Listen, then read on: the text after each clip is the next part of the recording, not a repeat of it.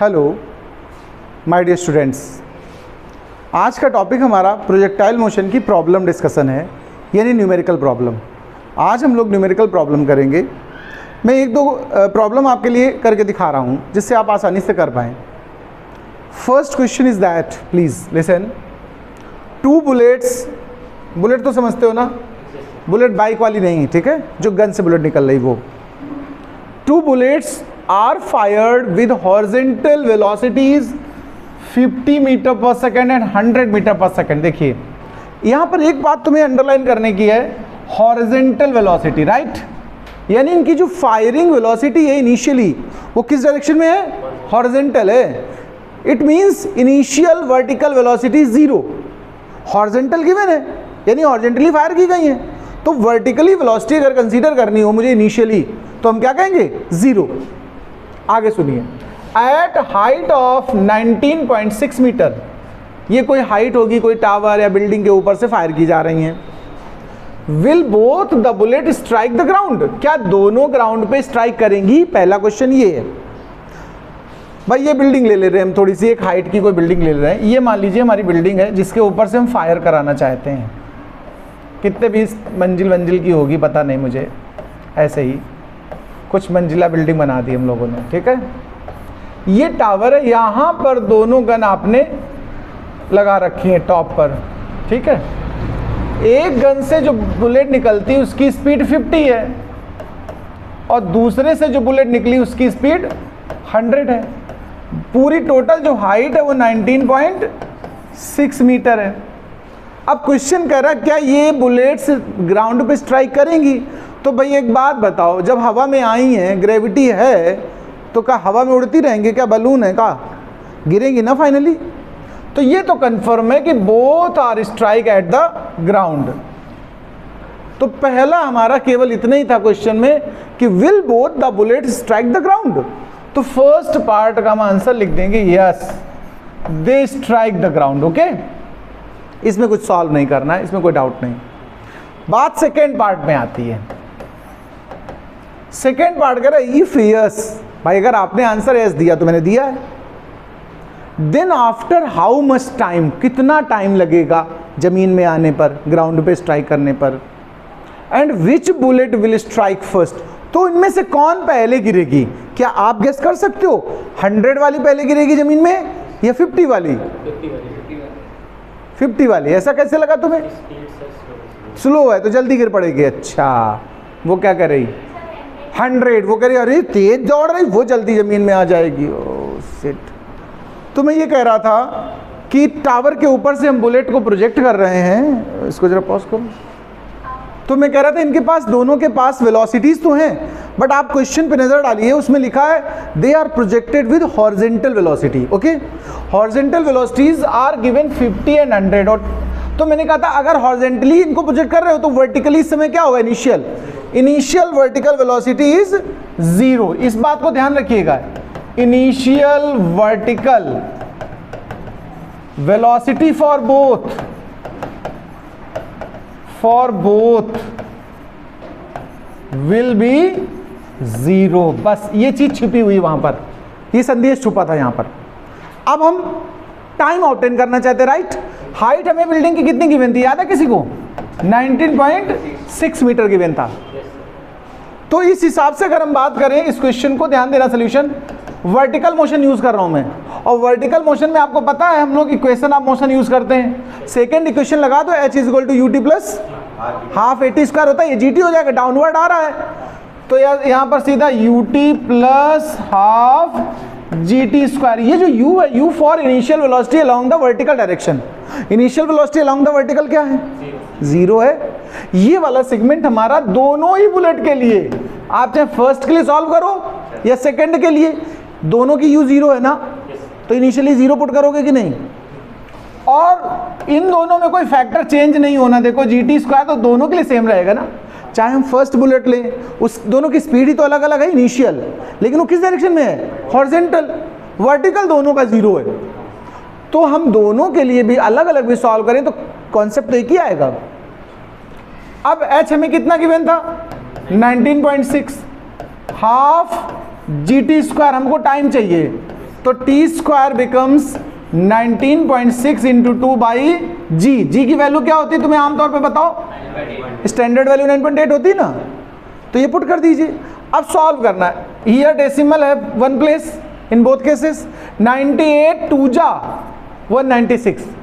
अब आप सोचो इतनी बड़ी टेबल क्यों लर्न करूं मैं, कैसे करूंगा यार? 98 2 जा 1 वो 96 से कर लो याद, ये बहुत बार करना पड़ेगा तो हमेशा के लिए याद कर लो।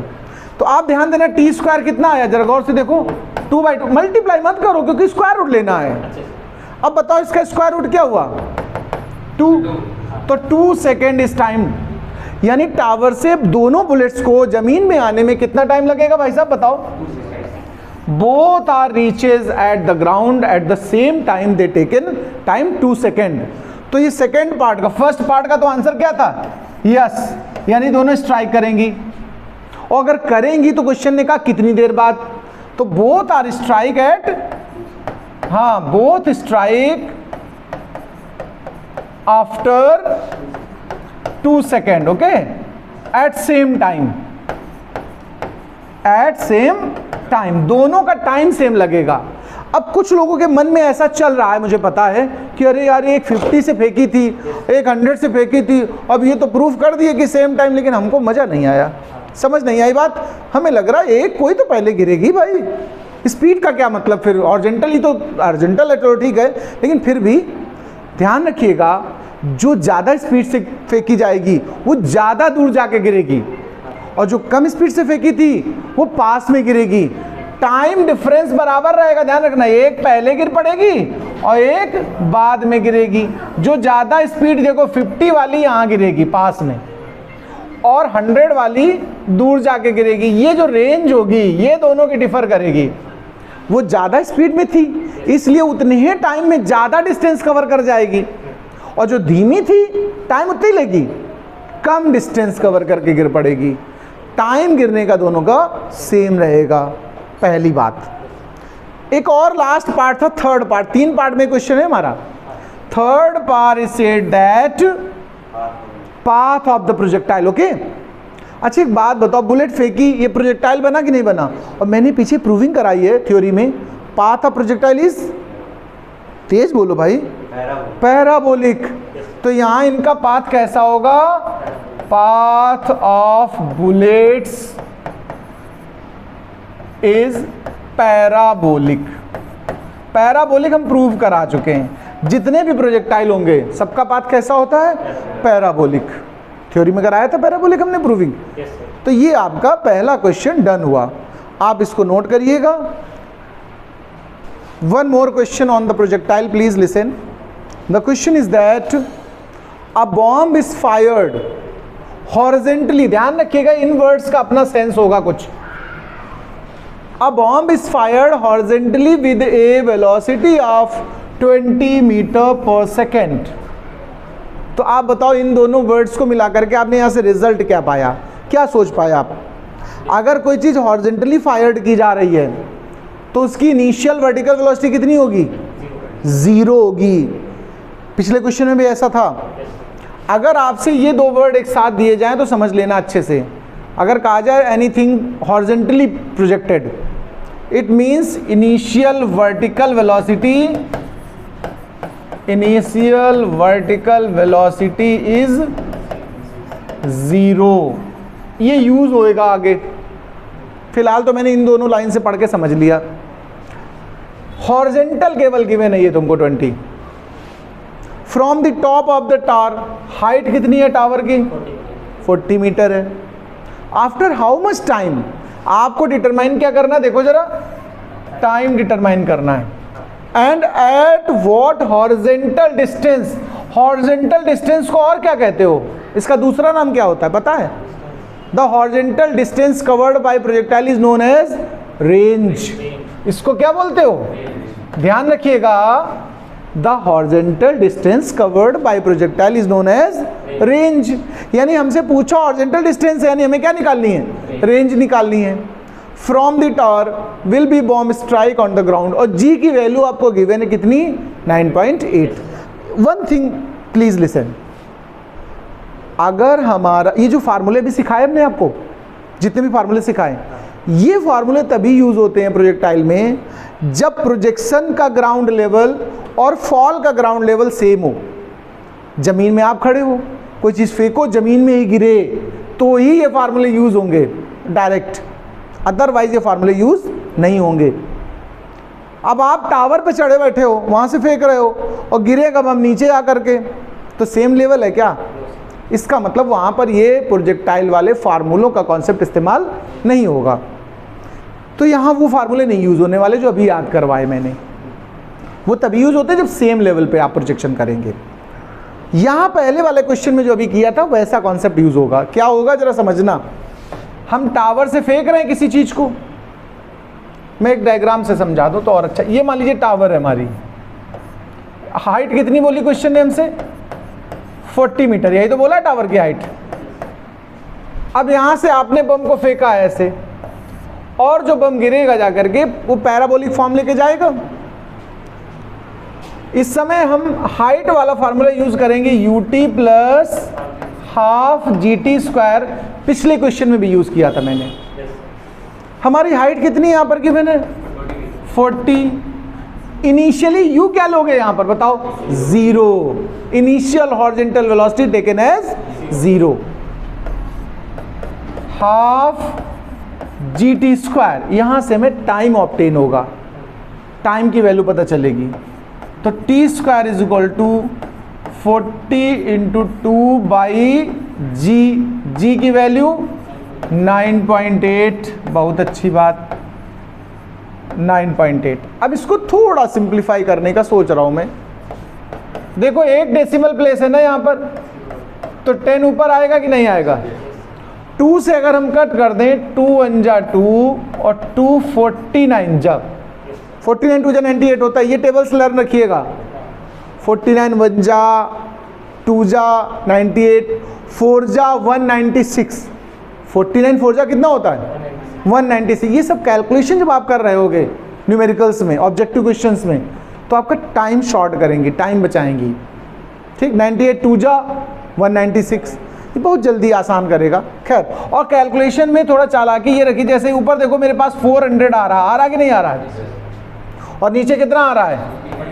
अब मैं ये परफेक्ट स्क्वायर्स हैं, मैं इनको कट नहीं करूंगा आपस में, मैं सीधा स्क्वायर रूट ले लूंगा। परफेक्ट स्क्वायर रूट आने वाला है 20/7 सेकेंड, यानी कितनी देर बाद ही जमीन में गिरेंगी बताओ भाई? How much time taken? 20/7 second after the bomb strike at the ground. Okay, now we want to calculate the range, horizontal distance. This is the range, इसको रेंज भी आप कहते हैं। हॉरिजॉन्टल डिस्टेंस को क्या कहते हैं? रेंज। देखो हमसे दो चीजें मांगी हैं। पहले देखो क्वेश्चन ने कहा था how much time, time calculate कर लिया। हॉरिजॉन्टल डिस्टेंस चाहिए। जब भी हॉरिजॉन्टल कॉन्सेप्ट इस्तेमाल होता है तो सबसे सिंपल फार्मूले यूज करते हैं। सिंपल फार्मूले क्या होते हैं ध्यान देना। डिस्टेंस इज इक्वल टू क्या होता है, तुमने सुना कभी? Distance is equal to speed into time. इससे सिंपल कोई फार्मूला लाइफ में तुमने सुना है? Time is equal to distance by speed. ये आसान फार्मूला है। ये हॉरिजॉन्टल के लिए यूज होता है। किसके लिए? केवल। तो तुम्हें कौन सी डिस्टेंस चाहिए? हॉरिजॉन्टल डिस्टेंस चाहिए। तो स्पीड कौन सी यूज करोगे आप? हॉरिजॉन्टल। अब फार्मूला हमारे पास क्या बना? Horizontal distance is equal to horizontal speed into time. Time हमने निकाल लिया। देखो time of flight we have already calculated. Now we put, ये तो रेंज हमें चाहिए ही। हॉरिजॉन्टल स्पीड जो गिवन है वो कितनी गिवन थी? 20 बोला था इनिशियली प्रोजेक्टेड हॉरिजॉन्टली, वही हॉरिजॉन्टल स्पीड है। और टाइम हमारा कितना आया अभी? 20/7। This is the result of horizontal range. R is equal to 400/7 metres. Okay, understood और not? Please note down this. One more question for the projectile, please. Here the given, a ball is thrown with a velocity of 15 meter per second at an angle of 30 degree. इसका projection angle कितना है? 30। Angle किसके साथ बनता है? Horizontal के साथ। देखो विद द हॉरिजॉन्टल, हॉरिजन के साथ, हॉरिजॉन्टल के साथ प्रोजेक्शन एंगल 30 है। यानी कहने का मतलब इसमें कोई हाइट वर्ड यूज नहीं की गई, कहीं हाइट दिया गया बताओ इतनी हाइट से प्रोजेक्ट कर रहे हैं कुछ ऐसा, यानी ये सेम लेवल है। देखो ऐसा प्रोजेक्शन है, देखो जरा समझना, ये हॉरिजेंटल डायरेक्शन होती है ये वाली, हॉरिजेंटल के साथ एंगल कितना बना रहा है 30, और प्रोजेक्शन की वेलोसिटी कितनी गिवन है आपको, देखो 15 मीटर पर सेकेंड। अब आपसे कैलकुलेशन में क्या डिमांड की गई, फर्स्ट पार्ट देखो, हमसे क्या पूछा उसने, टाइम ऑफ फ्लाइट। ऐसे क्वेश्चंस जो सेम लेवल से फेंके जा रहे हैं सेम लेवल पे आने हैं, उनमें जो एंगल गिवन है वो थीटा हो जाएगा, वेलोसिटी गिवन वो यू हो जाएगी, और यहाँ डायरेक्ट फार्मूला यूज होगा इन दिस क्वेश्चन। तो टाइम ऑफ फ्लाइट का आपको सबको याद हो गया ना, बोलो एक साथ सब लोग, हाँ बोला करो, बोलने से जैसे बाबा रामदेव कहते हैं ना योगा से होगा, वैसे बोलने से भी होगा भाई जी। हम जब बोलते हैं ना तो आवाज़ मेरे खुद के भी कान में जाती है। आप देखना बहुत सी चीज़ें हमारी बोलने की प्रैक्टिस पे आधारित होती हैं। जैसे टेबल अचानक कोई बोल दे 2 4 जा, तो अपने आप बिना सोचे 8 बोल दोगे, नहीं बोल दोगे, क्योंकि हमने बहुत बोला है कभी बचपन में। तो जितना ज़्यादा हमने बोला होगा यहाँ पर ये हमारा सीधा फार्मूला यूटिलाइज्ड होगा। तो देखिए 2 u की वैल्यू गिवन है, देखो कितना 15, और साइन एंगल कितना गिवन है 30, और g की वैल्यू हमारी 10, इस क्वेश्चन में 10 गिवन है। अब आप आराम से सॉल्व कर दो, 30 और साइन 30 की वैल्यू आपको याद है किसी को, 1/2 और बाई 10, 10 10 कैंसिल, सीधा सीधा क्या हो गया 3/2। अब चूंकि सब वैल्यूज मीटर पर सेकेंड्स में थी तो इसको हम लोग किस में लिखेंगे, सेकेंड, या फिर 1.5 सेकेंड। ये हो गया टाइम ऑफ फ्लाइट। इसके बाद हमसे और देखो क्या मांगा सेकेंड में, हाइट। हाइट के लिए क्या रिलेशन होता है, you square sine square theta by 2g। Very good.